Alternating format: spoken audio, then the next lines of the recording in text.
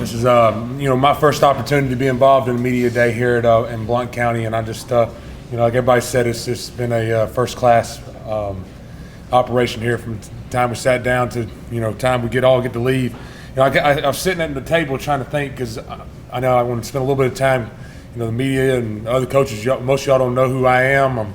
I've been coaching the last 12 years in South Alabama. I've been a part of the Pike County region. I know somebody mentioned that a while ago. It's a hostile environment. I played them every year when I was the head coach at Slocum. They were part of our region, and it was a very hostile place to play. But I just kept thinking about, each coach that got up there and spoke, how I could possibly relate back to you guys. And the thing that kept popping up in my head is when I was in high school, I played for a Hall of Fame coach, Jimmy Perry, at Robert E. Lee. And dadgummit, if Clay Chalkwood didn't beat us in triple overtime for a state championship, for their first state champion, I just been wanting to, line up right here with Coach and see if we can't figure this thing out. I'm sure they have that big posted up there, 1999 state championship. Well, that state championship ring was on my finger before y'all had it. I can tell you that, because I thought it was ours. So I just kept thinking in my mind how I relate to each person in here. That's how I relate to you, Coach. Your squad took a state championship ring from me. We still got that poster up. I'm sure you do. It was triple overtime, and it was a great ball game that night, and it was back and forth. And I can remember we had an All-American, Lee Coleman, who played outside linebacker for us. He was a senior, and he went down the play before y'all ran toss to the right pylon, and there was a freshman standing out there, and your guy just walked in. That was in. I don't know if you were coaching there back then or not, but I'm sure y'all have seen it, and we had a lot of great players in that game. But again, I coached in South Alabama for the last 12 years. This is my third head coaching stop. I've got a beautiful wife and 3 beautiful children, and I'm very proud of them. And Appalachian is a very unique place, as well as Blount County is a very unique place, where we have outstanding kids, outstanding faculty, an outstanding school system, outstanding leadership. There's a lot of things going on that's really, really good here. Just to kind of highlight our players and what they what type of people they are. Last week we were at a 7-on-7 tournament up in Glencoe, and we went 2-2 in pool play, and I'd had a coming apart about how they played against Winterboro and how I didn't really appreciate. We've all had our coming aparts, but I get in there, and the 15 kids that we took were sitting at a table together. Their heads were all bowed and they're blessing their meal. You don't see that a lot. I've coached in a lot of different places with a lot of kids, haven't been around enough quality adults to where that would even be possible, that the whole group of skill players you take sit down and they bless their food together without any coaches or anybody, up there trying to make them do it. So I was very proud of our players in that situation. I didn't tell them that. I didn't talk to them much about it. It's just one of those moments where you really appreciate the opportunity you had to coach quality, high-character kids. With me today, I got one of our senior offensive linemen. This is Dalton Lancaster.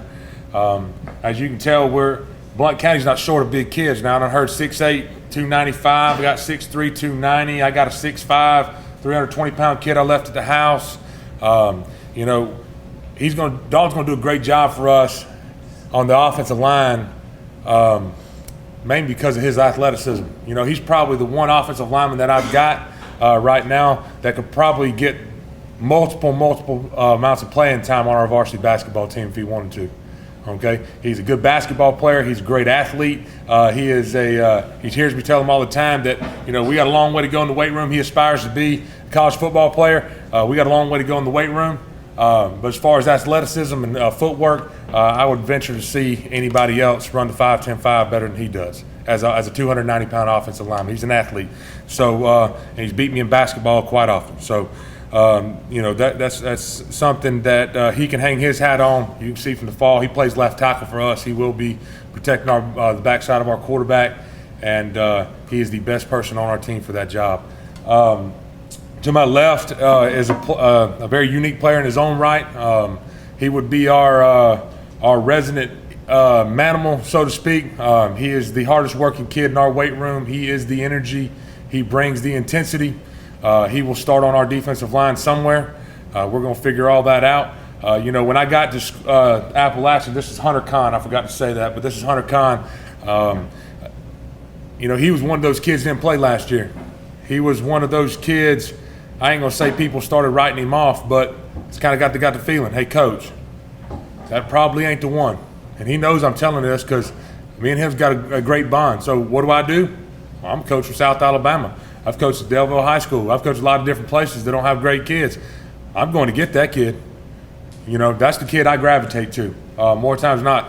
Dalton Lancaster, he ain't the same as Hunter Kahn. Hunter Kahn has a great bond. Me and him have a great bond. I would say that as far as anybody else up on that mountain, he's there more than any of my assistant coaches. He's there more than the principals are. You go to he's locking up the top gate on the way out.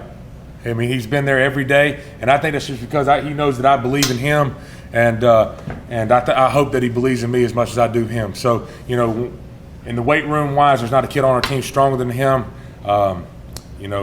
He's gone up a tremendous amount in the weight room over the last couple of weeks, and we're proud of him for that. He will anchor our defensive line, and then Dalton will anchor our offensive line. So, we've got a lot of great players. We do have an opportunity, offensive, defensive line-wise, to start 5 different offensive linemen and 3 different defensive linemen.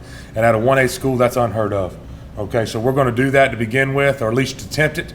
Everybody knows the benefits of that and what it's going to create for our team as far as being able to be stronger and more physical in the fourth quarter. And, everybody that I've talked to about Appalachian, they always talk, man, you got huge linemen. We're fixing to use all 8 of them. We only got about 8 or 9 of them, but all 8 of them fixing to get some chances. When I first got to Appalachian, it was March probably. I was living in a camper in my principal's yard, and we've all had a story like that. I was trying to put in as much work as possible that I could to earn the trust of these kids, earn the trust of the community, and and fix the things that were wrong in a hurry. Everybody in this room knows we went 1-9 last year. Let me take that back. We did not go 1-9. Last year's team went 1-9, and this year's team has an opportunity to go to work, just like I told them from day one, and create a situation for themselves where they're going to compete in every ball game they play in. Last year's team went 1-9. I don't like to put any type of negative connotation on this group. Our first thought process from the beginning was we had to take out the trash. Okay, and I told them that, and literally and figuratively, we took trailers of trash out of the field house and the weight rooms. We cleaned the place up. We cleaned up our mindset about the way we think about ourselves and the way the community thinks about us. And I think that the people that have competed against us in 7-on-7 would agree that they saw a different Appalachian football team line up in front of folks, and they got after it. Now, we didn't win every game we played, but that wasn't the point. The point was we had to take out the trash. We had to take out the trash that was in our mind. A lot of people will sell us short and tell us that we're in a real tough region. I done heard everybody stood up here. They're in a tough region. Hey, newsflash. To my players, I hope they're listening to this. Every region has 4 really, really good teams in it. Okay, if they didn't, I hadn't seen one yet. When I was down in Slocum, we had to beat Pike County every year if you want to make the playoffs. We had Dale County that had Jamarius Henderson on that team, a phenomenal player. Always good player. So we want to change our mindset. Every region's good. I don't care what you say. If you want to compete and make the playoffs, you better be one of the top 4 teams. You better be good. And because you don't want to make the playoffs as a bad team, you're going to get drummed. I heard somebody say you don't want to play Fife and be a 4. You don't want to be a 4 seed because somebody's got a 1 seed that's pretty good. Every region you go to is going to have a dude, and they're going to hand it to him, and it is what it is. So we're trying to change the mindset there. After we took out the trash, we changed the mindset. We went into trying to change our fundamentals, and that started in the weight room in the off season. We were fundamentally incorrect in a lot of things that we were doing, by the way we were working out, by the amount of time we were spending working out. By just the mindset the kids had when we were in the weight room. They hated it. I mean, what had been done to them in the weight room. I think you can build some toughness in there, but let's all be agreed we're trying to build strength. And so in order for them to want to go in there every day, they're going to have to love it, especially when that team had just went 1-9. From fundamentals, we tried to amp up our competition, and I think everybody saw that. We hosted an OTA for the first time in school history. We had our offensive linemen competing against their offensive linemen. That nobody had ever seen that done up on that mountain. Bring people in, let linemen compete against linemen in helmets, and they'll tell you real quick, that was an awesome experience for them. I would call it a win on our part. We drug them around all over the field, and our guys liked it, and I think that's carried us into the rest of the summer. We were able to go to Asheville 7-on-7 tournament at the first part of July, and nobody ever expected us to win a game. We completed 5 passes last year for 85 yards, 5, and we were in the spread. So just take that for what it is. We went to the semifinals. All right. What does that mean to anybody in this room? Not a whole lot. I mean, I know 7-on-7 don't always transfer, but when you complete 5 passes for 85 yards, and then you go 5-1 in the 7-on-7 tournament, I think that's a transitional step in our program, and I'm pretty excited about that. And I won't never act slide about it. One thing that's changed up there now is from before is their kids right now. I guarantee you out there running routes. Our kickers, they kick every day. I didn't even ask them to. So what does that mean? That means our program has turned the curve to where it's starting to become more important to the players than it is to the coaches, because that's when you know you've arrived. When your team cares more about winning than you do. Okay, when they're putting in extra effort that you don't have to ask them to do, then you've arrived. And I'm not asking those guys to do it, but every day this week, every day last week, I've had kids out there running routes. I'm not even there. Principals asked me, "Hey, you out there?" The guys are out there. When we run them off the field, I said, "Don't you dare run them off that field. If they want to be out there and I'm not there, we need to let them be out there, because it's something we got to change going."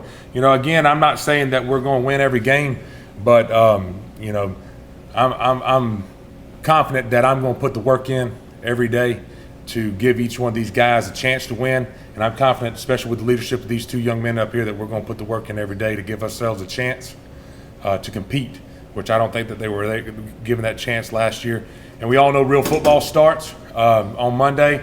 All this other stuff is just preliminary, and I'm excited to see what we got coming. On offense, I would say we have 0 returning starters, even though we have a bunch. The offense that they were running doesn't correlate to what we're doing now, so it's all new to all of them. They don't have any continuity from last year. What they're doing this year is totally different fundamentally. They all agree. Offensive line-wise, schematic-wise, they're doing something totally different. So in my opinion, they got 0 returning starters from day one. It'll be fresh and new to everybody when it's live bullets. Same thing on defense. We're trying to get the most speed we can on the field. That's what's hurt us in the past. And if you looked at our depth chart this year, set it next to last year's depth chart, you'll see we're probably starting 3 defensive linemen and 8 defensive backs is what we will be doing on defense to try to alleviate. For in the past, they played a lot of offensive linemen at inside linebacker. I disagree with that in our situation, because we're trying to chase TCC down and Winterboro, and we're not going to chase their running backs down with linemen. So that's the main adjustment we've made on defense. But other than that, I guess that's kind of where our program is at this point in time. We're going to keep pushing forward each game, trying to give ourselves a chance to compete. Any questions? Coach, being from South Alabama, how familiar are you with the teams on your schedule this year as you get into the season? Not very. I've watched every one of the games, taking copious notes on things that I think that are important. But the teams that are good are going to be the teams that are good. Spring Garden won our region last year. They are very big, strong, fast. They're Fife-esque, if you want to call it that. That's what they are in the 1A region. They remind me a lot of a team that I played when I was at Slocum in the playoffs, an American Christian out of Tuscaloosa. They were big, fast, strong football team. I just try to correlate it to things that I've seen and teams that I am familiar with. And, big, strong, and fast, it correlates no matter what jersey you're wearing. They got it. Because looking at the schedule, it looks like the last 2 games of the year against probably the 2 teams that are favorites, Donahoe and Spring Garden. Yeah, I think the last 3 or 4 games I think we're in loaded, which is good for us, transitioning from where they were last year. We have a chance to maybe, steamroll some momentum. That's what our goal is going to be, is to try to front load our schedule. We obviously got, Rumble and Rim Lamp we got to deal with, which is, our little Super Bowl around here. But once that's over with, our region play is going to start. And, it is the weaker part of our region. And I don't want to be disrespectful to anybody, but, when you look at Raglan, Winterboro, Spring Garden, and Donahoe are our last 4 games, that's end loaded, all right, for us, because those are the 4 teams that made the playoffs last year, and they're all going to be good again. So we will roll it. Our region play will start at the bottom and work our way through the top of it. So, hopefully we got a lot of confidence and we stay healthy. That's a big key for us, is making sure that, that we can get all our guys, all our bullets in the chamber. Right now I got a quarterback controversy going on that I've never had before. I got 2 kids that are competing every day, and I think they could start anywhere. I'll be honest with you. That's why we're being so successful.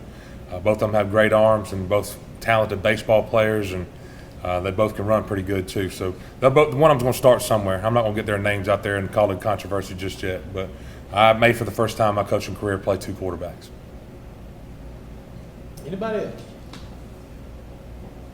Thank you, Coach. Yes, sir.